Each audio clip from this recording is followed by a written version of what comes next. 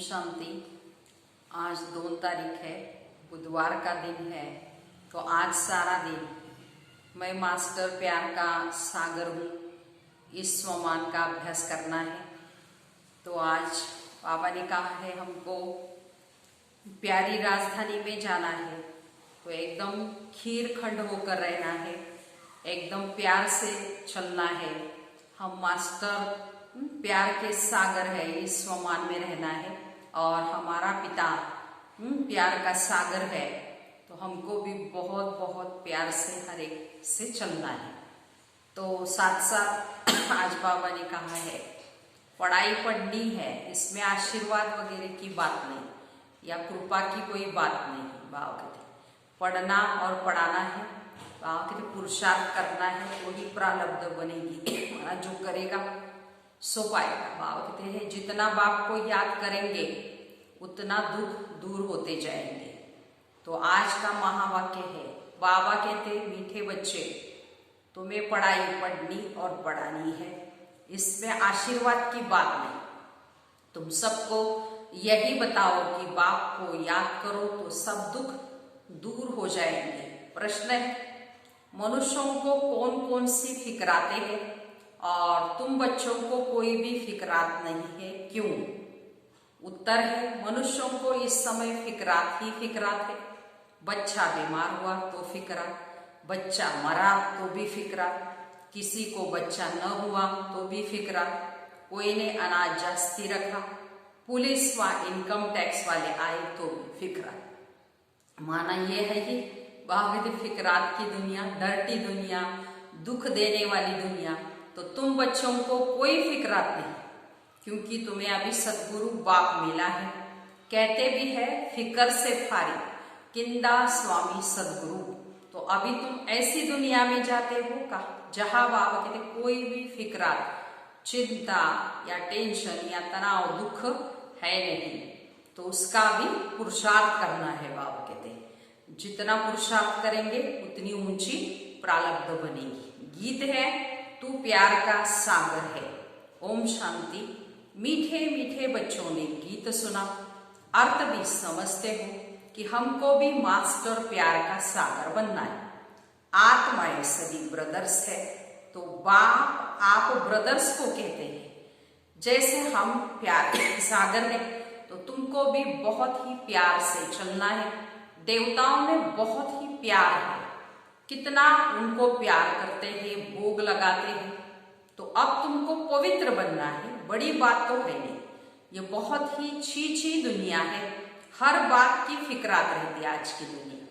दुख पिछाड़ी दुख है, तो इसको कहा जाता है दुखधाम। पुलिस या इनकम टैक्स वाले आते हैं तो भी कितना मनुष्यों को हास हो जाता है। बात मत पूछो। बाबा कहते हैं कोई ने अनाज जास्ती रखा, आई पुलिस, पीले हो जाते हैं। तो ये कैसी डरती दुनिया है। देखो नरक है ना, स्वर्ग को याद भी करते हैं। नरक के बाद स्वर्ग, स्वर्ग के बाद नरक, ये चक्र फिरता रहता है। बाबा कहते तो बच्चे जानते हैं अभी बाबा आए हैं स्वर्ग बनाने के लिए।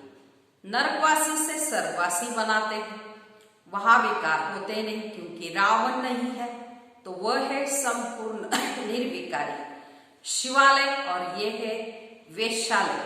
तो अभी थोड़ा ठहरो, सबको मालूम पड़ जाएगा इस दुनिया में। बाबा कहते हैं सुख है व दुख, थोड़ी अर्थ पेकादी होती है तो मनुष्यों की क्या हालत हो जाती है।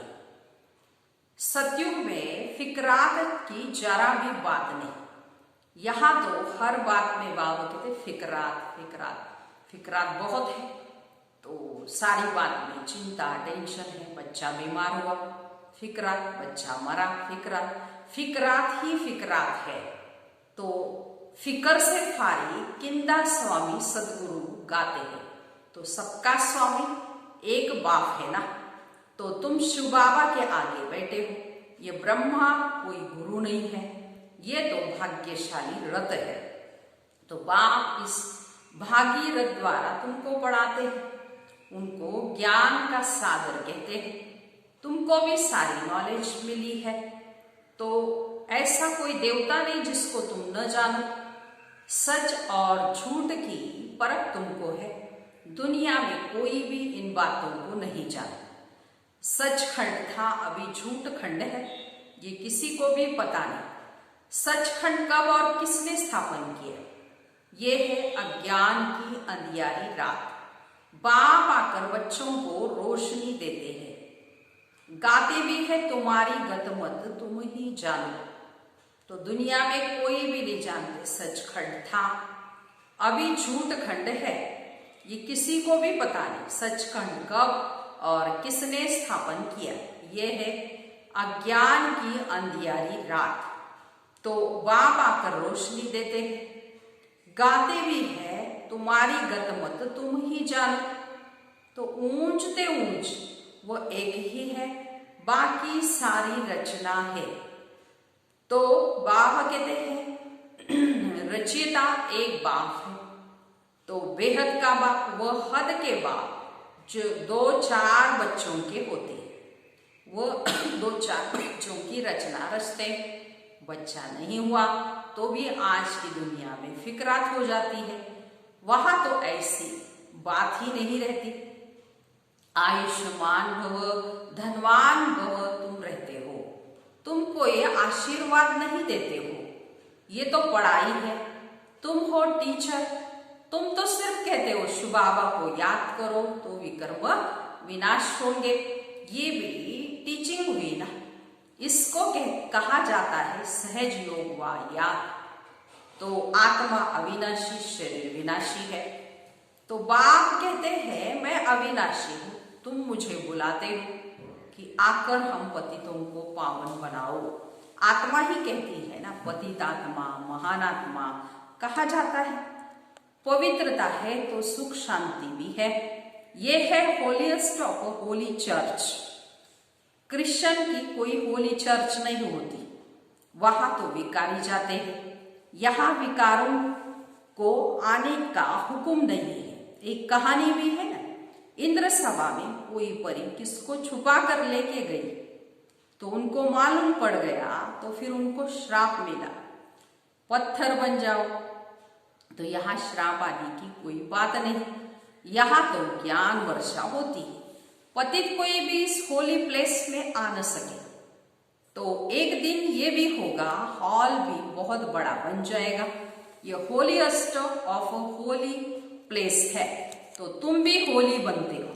तो मनुष्य समझते, लेकिन बाबा कहते समझते विकार बिगर सृष्टि कैसे चले, ये कैसे होगा? तो अपनी नॉलेज रहती है। देवताओं के आगे कहते भी है कि आप सर्वगुण संपन्न और हम पापी हैं। तो स्वर्ग है होलीएस्ट ऑफ होली, तो वही फिर 84 जन्म लेते होलीएस्ट ऑफ होली बनते हैं। वह है पावन दुनिया और यह है पतित दुनिया। बच्चा आया तो खुशी मनाते हैं, बीमार हुआ तो भी मुंह पीला हो जाता है, मर गया तो एकदम पागल बन पड़ते हैं। ऐसे भी कोई कोई हो जाते हैं। ऐसे भी बाबा के पास लेके आते हैं, बाबा इनका बच्चा मर जाने से माता खराब हो गया। तो ये दुख की दुनिया है ना। अब बाप हमको सुख की दुनिया में ले जाते हैं, तो बच्चों को श्रीमत पर चलना चाहिए। गुण भी बहुत अच्छे चाहिए, जो करेगा सो पाएगा, जितना करेगा उतना पाएगा। दैवी कैरेक्टर्स भी चाहिए। स्कूल में रजिस्टर में कैरेक्टर भी लिखते हैं ना, तो कोई तो बाहर में धक्के खाते रहते हैं, माँ बाप के नाक में दम कर देते हैं। अब बाबा हमको शांति धाम, सुख धाम ले जाते हैं। इनको कहा जाता है टावर ऑफ साइलेंस, अर्थात साइलेंस की ऊंचाई। जहां आत्माएं निवास करती है वो है टावर ऑफ साइलेंस। तो सूक्ष्मतन है मूवी, उसका सिर्फ तुम साक्षात्कार करते हो, बाकी उनमें कुछ है नहीं। ये भी बच्चों को साक्षात्कार हुआ है। तो सतयुग में बूढ़े होते तो भी खुशी से एक खाल छोड़ दूसरी लेते। यह है 84 जन्मों की पुरानी खाल। तो बाबा कहते हैं तुम पावन थे, अब पतित बने हो। अब बाबा आए हैं तुमको पावन बनाने। तुमने मुझे बुलाया ही है, जीवात्मा ही पतित बनी है, फिर वही पावन बनेगी। तो तुम इस देवी देवता घराने के थे ना, अब आसुरी घराने के हो। आसुरी और ईश्वरी अथवा दैवी घराने में कितना फर्क है, यह है तुम्हारा ब्राह्मण कुल। घराना डिनाइस्टी को कहा जाता है, जहां राज्य होता है। तो ये राज्य नहीं है, गीता में पांडव और कौरवों का राज्य लिखा है, परंतु ऐसे है नहीं। तो तुम तो रूहानी बच्चे हो। बाबा कहते मीठे बच्चे बहुत बहुत मीठा बन जाओ, प्यार के सागर बन जाओ। देह अभिमान के कारण ही प्यार के सागर नहीं बनते हो, इसलिए फिर बहुत सजाएं खानी पड़ती है। फिर मोचरा और मानी स्वर्ग में तो चलेंगे, परंतु मोचरा बहुत ही खाएंगे, माना सजाएं खाएंगे। तो सजाएं कैसे मिलती है वो भी तुम बच्चों ने साक्षात्कार किया है। बाबा तो समझाते हैं तुम बहुत प्यार से चलो, नहीं तो क्रोध का अंश हो जाता है। शुक्रिया करो, बाबा मिला है जो हमको नरक से निकाल स्वर्ग में ले जाए। सजाए खाना तो बहुत ही खराब है, बाबा कहते हैं। तो तुम जानते हो सत्युग में है प्यार की राजधानी, तो प्यार के सिवाय वहां कुछ भी नहीं। यहां तो थोड़ी बात में शक्ल बदल जाती है। तो बाबा कहते पति दुनिया में आया हूं, मुझे निमंत्रण ही पति दुनिया में देते। बाप फिर सबको निमंत्रण देते अमृत पियो। तो विष और अमृत का एक किताब निकला है। तो किताब लिखने वाले को इनाम मिला, नामी ग्रामी है। तो देखना चाहिए क्या लिखा हुआ है। बाबा तो कहते थे तुमको ज्ञान अमृत पिलाता हूं, तुम फिर विष क्यों खाते हो? रक्षाबंधन भी इस समय का यादगार है। तो बाप सबको कहते प्रतिज्ञा करो पवित्र बनने की, परंतु यह अंतिम जन्म है ना, पवित्र बनना चाहिए। पवित्र बनेंगे, योग में रहेंगे तो पाप कट जाएंगे।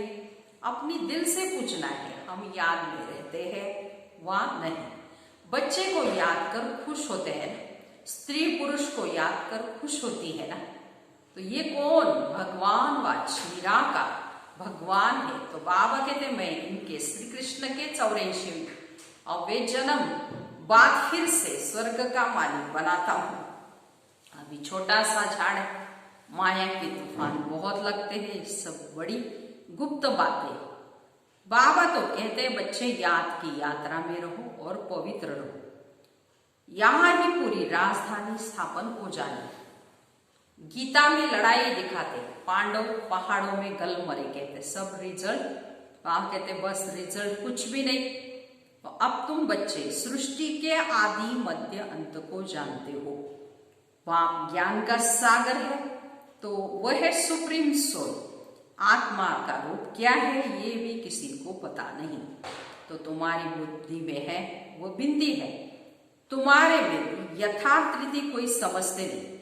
फिर कहते बिंदी को कैसे याद करें, कुछ भी नहीं समझते। फिर भी बाबा कहते थोड़ा भी सुनते हैं तो ज्ञान का विनाश नहीं होता। ज्ञान में आकर फिर चले जाते, परंतु थोड़ा भी सुना तो वो स्वर्ग में जरूर आएंगे। जो बहुत सुनेंगे धारणा करेंगे तो राजाई में आएंगे, थोड़ा सुनने वाले प्रजा में आएंगे। राजधानी में तो राजा रानी आदि सब होते हैं ना प्रजा, तो वहां वजीर की दरकार ही नहीं। गाते भी है शेर बकरी इकट्ठा जल पीते। तो बाबा समझाते तुम भी लुल पानी मत बनो, खीर खंड बनकर चलो। खीर माना दूध और खंड चीनी, दोनों अच्छी चीजें हैं ना। तो ऐसे मीठा एकदम प्यारा बनकर चलना है। मतभेद आदि कुछ नहीं रखो। यहाँ तो मनुष्य कितना लड़ते झगड़ते। यह है रौरो नरक। नरक में गोते खाते रहते, बाप आकर निकालते फिर फंस मर पड़ते। कोई तो औरों को निकालने जाते और खुद ही चले जाते। तो शुरू में बहुतों को माया रूपी ग्रह ने पकड़ लिया, एकदम सारा हफ कर लिया, जरा निशान भी नहीं। कोई कोई की जरा निशानी है तो लौट कर आते, कोई तो एकदम खत्म। यह प्रैक्टिकल अभी सब कुछ हो रहा है। तुम हिस्ट्री सुनो तो वंडर खाओ, गायन भी है, तुम प्यार करो या ठुकराओ, तुम्हारा दर हम कभी नहीं छोड़ेंगे, हम आपके दर से बाहर नहीं निकलेंगे। तो बाबा को कभी जबान से भी ऐसा कुछ नहीं कहते। कितना प्यार से पढ़ाते हैं बाबा। तो सामने एम ऑब्जेक्ट भी है, बाकी ऐसा लक्ष्य रखना है लक्ष्मी नारायण समान बनने का। तो ऊंचते ऊंच बाप ये विष्णु बनाते हैं, वही विष्णु सो फिर ब्रह्मा बनते हैं। सेकेंड में जीवन मुक्ति मिली, फिर 84 जन्म लेकर ये बना। तत्व तुम्हारे में भी फोटो निकालते थे ना, तुम ब्रह्मा के बच्चे ब्राह्मण, तुमको ताज अभी तो है नहीं, भविष्य में इसलिए तुम्हारी ये फोटो भी रखनी है। तो बाप आकर बच्चों को डबल सिरताज बनाते हैं। तो तुम फील करते हो बरोबर पहले हमारे में 5 विकार थे।